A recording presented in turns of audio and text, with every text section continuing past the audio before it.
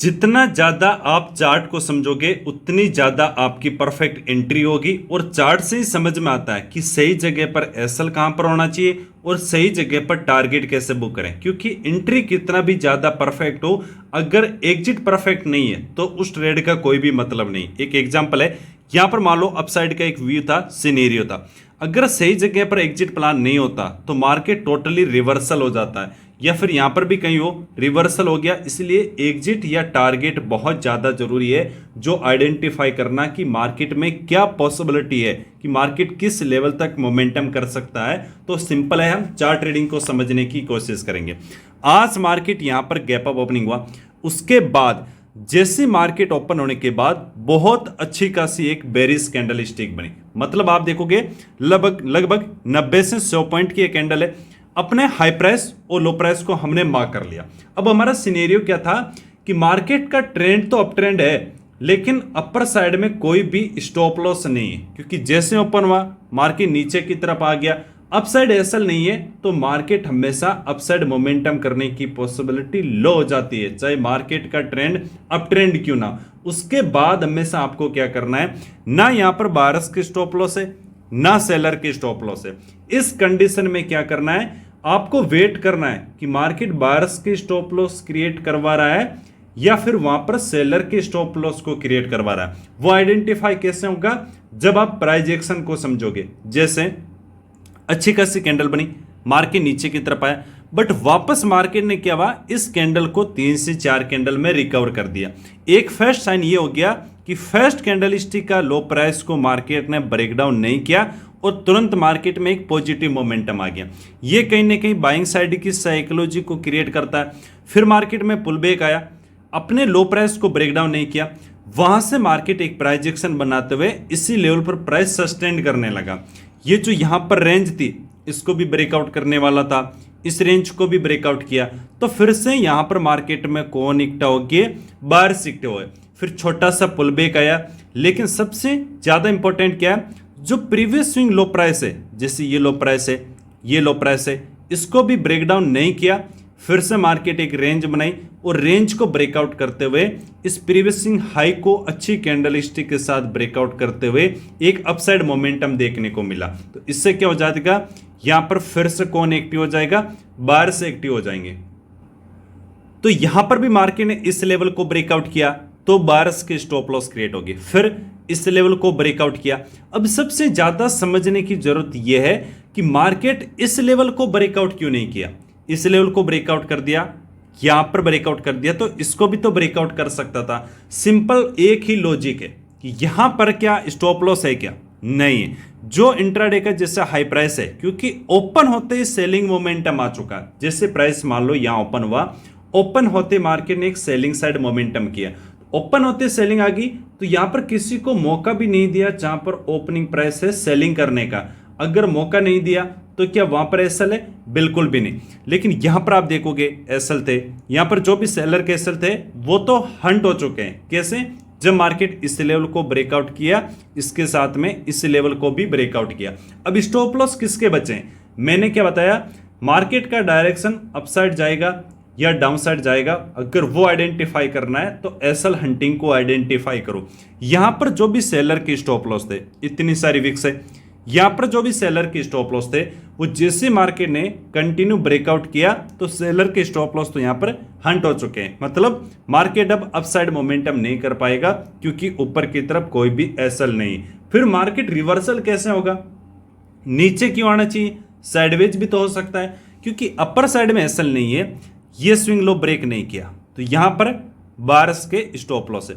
फिर मार्केट ने इस लेवल को भी ब्रेक नहीं किया, यहां पर भी बायर्स के एसएल है।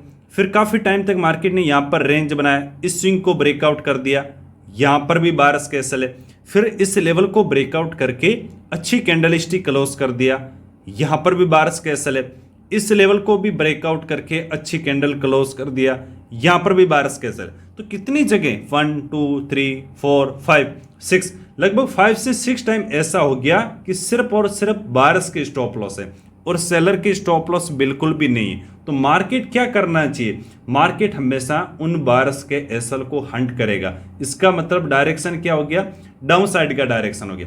तो वहां पर सेटअप क्या फॉलो करना चाहिए, जो 1 आवर हाई प्रोबेबिलिटी सेटअप हो, या जो आपको सेटअप फॉलो करना है वो डाउन साइड का सेटअप प्लान करना है। अप साइड के लिए मैं बिल्कुल भी इंटरेस्टेड नहीं होता, क्योंकि नीचे की तरफ बायर्स के स्टॉप लॉस है। इस कंडीशन में मार्केट यहां पर रिजेक्शन है, छोटा सा वापस पुल बैक दिया, जैसे इस प्रोजेक्शन को नीचे की तरफ ब्रेक किया, यहीं पर मेरा जो सिनेरियो था वो डाउन साइड का सिनेरियो था, बिल्कुल छोटा सा स्टॉप लॉस, और वहीं से मार्केट ने पहले क्या किया, एक अपसाइड मोमेंटम किया। इसका भी एक रीजन है, अगर आप रीजन को समझोगे तो यहां पर एक ट्रेन लाइन, यहां पर टेस्ट किया, यहां पर सपोर्ट लिया, सेम जगह यहां पर सपोर्ट लिया, और 3 कैंडल स्टिक यहीं पर होल्ड किया इसी ट्रेन लाइन के ऊपर। जैसे ब्रेकडाउन हुआ, एक अच्छा खासा मोमेंटम देखने को मिला, और इस लेवल के आसपास में 1=5 से ज्यादा मोमेंटम देखने को मिला, और इसी के आसपास यहां पर मेरा एक टारगेट था। अब सिचुएशन या कंडीशन ये समझना, यहां पर मार्केट में आप देखोगे जब अपसाइड में गया, धीरे धीरे अपसाइड में गया, लेकिन सेलिंग कितना फास्ट आया, इसका सबसे बड़ा रीजन भी एसएल हंटिंग है। कैसे, जैसे मान लो देखो मार्केट धीरे धीरे गया, इसका स्टॉप लॉस हिट हुआ, जैसे एसएल हिट हुआ अच्छा मोमेंटम आया, 2 ग्रीन कैंडल, जैसे एसएल हिट हुआ अच्छी कैंडल स्टिक बनी। अब ऊपर की तरफ एसएल नहीं है तो डायरेक्शन तो वैसे अपसाइड में नहीं है, मार्केट क्या करेगा, रिवर्सल हो जाएगा। अब मार्केट ने क्या किया, पहले धीरे से सेलिंग आई, ताकि क्या करें कि ये सपोर्ट लेवल पर आ चुका है, बाहर से एक्टिव होंगे, फिर वापस मार्केट ने इसका सपोर्ट लिया, बाहर से एक्टिव होंगे। तो उससे क्या होगा, जब ज्यादातर बायर्स की पोजीशन बन चुकी है तो मार्केट क्या करेगा, जैसे ये बड़ी कैंडल स्टिक बनी, उससे क्या होगा, यहां पर मान लो किसी ने बाई किया, उसका एसएल हिट होगा, फिर कैंडल बनेगी, जैसे इसका स्टॉप लॉस हिट होगा और सेलिंग आई, फिर यहां पर जैसे जैसे एसएल हंट होगा, ये अपनी पोजीशन को जब एग्जिट करेंगे वैसे वैसे मोमेंटम फास्ट आता है। अब आप यहां पर प्राइजेक्शन को समझना, एक कैंडल स्टिक यहां पर भी होल्ड किए जो सपोर्ट लेवल है, ताकि मार्केट बायर्स के एसएल क्रिएट करवाए। मार्केट को सिर्फ अपसाइड और डाउनसाइड जाने से मतलब नहीं होता है, मोमेंटम करने से मतलब नहीं होता है। मार्केट एक साइकोलॉजी हमेशा ध्यान में रखना, वो चाहता है कि बायर्स और सेलर के मार्केट एसएल क्रिएट होते रहे। जैसे यहां पर ग्रीन कैंडल बनी, इसी सपोर्ट पर बनी है, मार्केट में यहां पर भी तो बन सकती थी, यहां पर भी बन सकती थी, लेकिन इसमें यहां पर बनी ताकि कुछ सोचे कि यहां से मार्केट और जा सकता है अपसाइड में, ताकि और एसएल क्रिएट हो तो मार्केट और नीचे की तरफ जाएगा। हमेशा इस कंडीशन को ध्यान रखना है।